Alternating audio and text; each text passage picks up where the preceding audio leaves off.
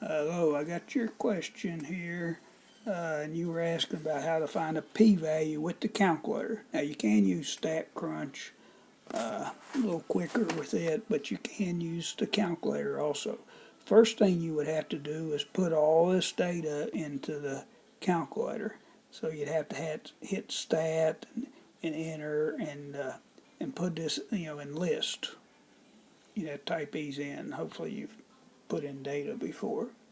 So after you put in the data, then again you would hit stat, and then you would scroll, you go to the right over to test, and you'd pick t-test, and I've already done that. And so then your input's the data that you've typed in already.